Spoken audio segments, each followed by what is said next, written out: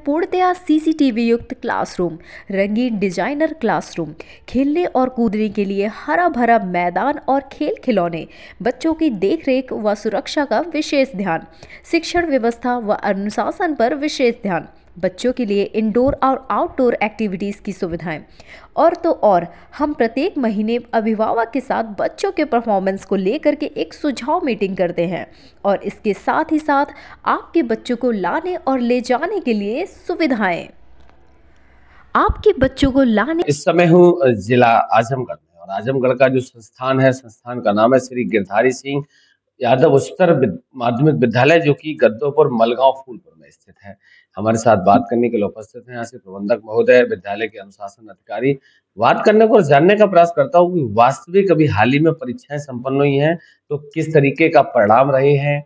1 अप्रैल से नए सत्र की शुरुआत हुई है, तो संस्थान ने क्या क्या बदलाव करे हैं, मानव जीवन में शिक्षा कितनी महत्वपूर्ण है, नई शिक्षा नीति को लेकर संस्थान किस तरीके से काम कर रहा है, और गरीब असहाय मजदूरों के बच्चों को संस्थान की तरफ से किस तरीके का सहयोग रहता है। सर, सबसे पहले आपका स्वागत है। धन्यवाद जी। सबसे पहला सवाल, संस्थान की स्थापना कब हुई?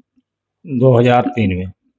क्या उद्देश्य रहा था, किस सोच के साथ संस्थान की नींव रखी गई? इसलिए कि हमारी क्षेत्र की जनता बहुत गरीब आदमी है, गरीब बच्चे पढ़ नहीं पाते थे और उनको उठाने के लिए हम लोग संस्था का नींव रखे हैं।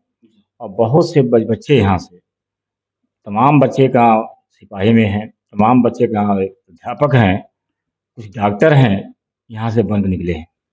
और वो बिना फीस दिए ही उनको पढ़ाया गया, अच्छे नंबर से यहाँ से पास हो गए। कोरोना काल के समय क्या क्या परेशानियां फेस करनी पड़ी? कोरोना काल में तो इतनी परेशानी आई कि जिस समय कोरोना काल लगा उस समय हम लोग परीक्षा नहीं हो पाई थी और सारे फीस बकाया थे, और फीस ना आने के कारण विद्यालय का दिवाली निकल गया।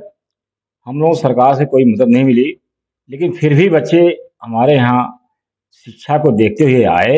हमने फिर नए सिरे से उसको शुरू किया और उनसे कोई भी शुल्क नहीं लिया गया।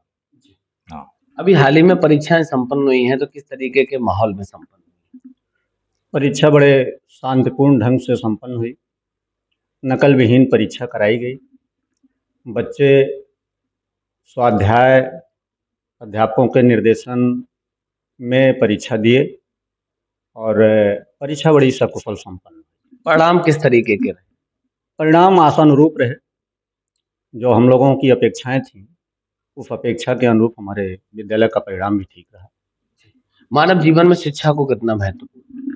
मानव जीवन में बिना शिक्षा के आदमी का बेकार है। अगर शिक्षा का अभाव है तो वो किसी काम का नहीं आता, नहीं पंगु जिसको बोलते हैं।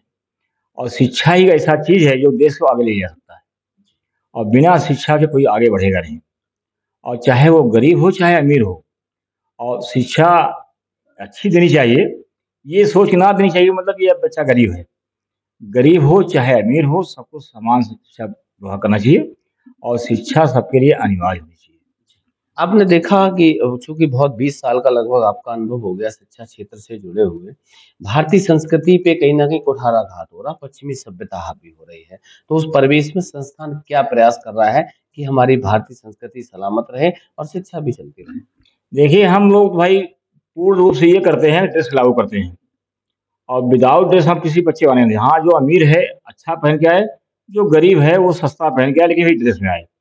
हम संस्कृति भारतीय संस्कृति को पीछे हटने नहीं देंगे, क्योंकि ये नहीं है कि बेल बॉटम पहन के आए या जींस पहन के आए। हमारे यहाँ प्रतिबंध है, मोबाइल भाई प्रतिबंध है। मोबाइल आपको चलाना, आप घर चलाइए। नशा निषेध यहाँ है, कोई भी लड़का यहाँ नशा नहीं कर सकता, क्योंकि हम लोग उसी ढालते हैं जिस ढाल में हम लोग पहले पले हैं। और ये पाश्चात्य जो देश से शिक्षा आ रही है, ये बड़ा घातक है। हमारी संस्कृति जो है वो बहुत नुकसानदेह हो रही है, और यहाँ के बच्चे जो हमारे हैं सभ्यता भी हैं, अनुशासित भी रहते हैं और एक ड्रेस में आते हैं। आपने देखा कि जो गरीब किसान मजदूरों के असहायों के बच्चे आपके यहाँ पढ़ने आते हैं, उनके लिए संस्थान की तरफ से क्या सहयोग है? हमारे यहाँ संस्थान गरीब बच्चों को निःशुल्क शिक्षा देता है। लगभग 30% बच्चे हमारे यहाँ निःशुल्क शिक्षा ग्रहण करते हैं, और अगर उनके पास किताबें नहीं हैं, ड्रेस नहीं है, तो विद्यालय किताबें और ड्रेस की भी व्यवस्था करता है। और जो गरीब हैं, जो असहाय हैं, निराश्रित हैं, जिनके माता-पिता नहीं हैं, उनके लिए विद्यालय हमेशा तत्पर रहता है कि वो भी पढ़ें और वे भी अपने जीवन में आगे बढ़ें, वो भी समाज की मुख्य धारा से जुड़ सकें। सर, आखिरी सवाल आपसे है, जो पेरेंट्स आपके साथ जुड़ना चाहते हैं, उनसे क्या कहना चाहते हैं? हम उनसे यही राय देते हैं, देखिए हम लोग तो भाई 4 घंटा पढ़ाते हैं, बच्चा 20 घंटा आपके पास आता है। कम से कम आप हमारा सहयोग कीजिए और जो हम लोग यहाँ से देते हैं गृह कार्य के रूप में, कृपया आप लोग उसको ध्यान दीजिए। लेकिन क्षेत्रीय जनता इतना व्यस्त है, वो अपने बच्चों पे ध्यान नहीं दे पाता है। ना कॉपी दे पाता है, ना पेंसिल दे पाता है, ना कलम दे पाता है, ना किताब दे पाता है। मजबूरन हमको सबको साथ में लेकर चलना पड़ता है। और अभिभावक से हम यही अनुरोध करते हैं, भाई जो भी आपको शक्ति है, उस बच्चे को दीजिए और उनको सही रास्ते पे ले जाइए। लेकिन इस युग में कोई माता-पिता अपने बच्चे पे ध्यान नहीं दे पा रहा है। बस खेलने में वो मस्त हैं, वो डाँट नहीं सकते हैं, बोल नहीं सकते हैं और ऊपर से कहते हैं भाई आप डाँटिए। भाई हम कैसे डाँटेंगे 4 घंटे के लिए? फिर भी हम लोग कोशिश करते हैं, बच्चे सही ढंग से पढ़ें, अच्छा कार्य करें। बहुत-बहुत धन्यवाद सर, हमारी तरफ से भी आपको विद्यालय परिवार को नए सत्र के लिए बहुत-बहुत बधाई, अच्छे परिणामों के लिए बहुत-बहुत बधाई, शुभकामनाएँ। धन्यवाद।